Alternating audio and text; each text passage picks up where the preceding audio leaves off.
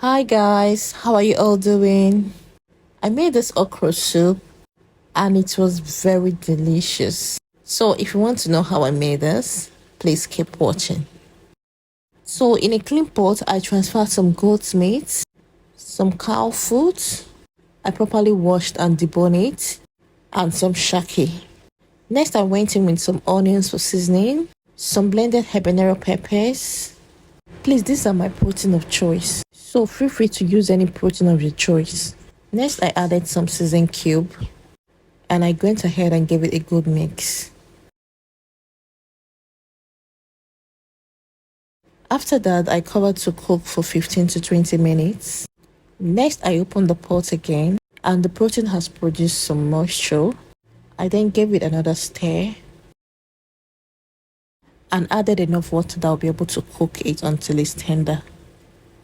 I then gave it a stir for everything to be combined and cover the pot again to continue cooking. I remember that I didn't add salt in the meat. I then opened up the pot again and added some salt. Gave it a good stir and cover the pot again to continue cooking. So after a while, I checked the pot again and the protein was 70% cooked. I then transferred my dried fish, gave it a gentle stir. I also transferred some pepper mix. This contains red bell peppers, habanero peppers, and a little bit of onions. After that, I added some water to make it up, then gave it a stir. And it was as if the water I added was not enough. I added another water and covered the pot to continue cooking. And after a while, I opened up the pot again. I then transferred in my blended ogbono. I had already mixed the ogbono properly with some red oil so that it would dissolve faster in the pot.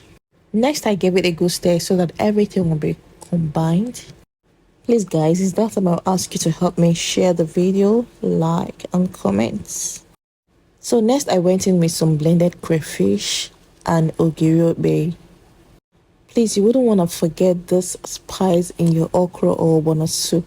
Without ogiri, you might not get that best taste you want in your ogbono or okra soup. After that, I gave it a gentle stir. Then added some seasoning cube for good taste. After that, I added another clean water, some salt, and gave it another gentle stir. Then covered to cook until the ogbono is tender. After a while, I checked and the ogbono is properly cooked. And I gave it a very good stir. This is the time you check and adjust some seasoning if necessary. Next, I went in with my grilled mackerel fish. I also added my shredded okra. I shredded it off camera and I grilled the mackerel fish in my oven, deboned it before adding it to the soup. As you can see, I just added the remaining crayfish and I gave everything a mix until they are properly combined. Next, I covered the pot again to cook for 2 minutes.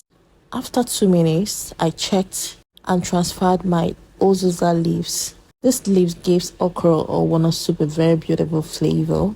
At the same time, I added my dried ugu leaves. I soaked it in a clean water for hours to soften before adding to the soup. Please feel free to use your fresh ugu if you have one. Ugu leaves is also known as pumpkin leaves. You can as well make use of your spinach if you have one or your kale leaves. So after adding, I gave it a good mix and cover for 1 minute to cook. And after 1 minute, I checked the pot again and our soup is ready. Guys, look at that. This soup was so delicious. You can eat without even getting filled up. Just take a look at this soup. And it's children's friendly. They eat well with this kind of soup. Please let me know what you think about the soup on the comment section. Thank you for watching, guys, and see you in my next one. Bye bye.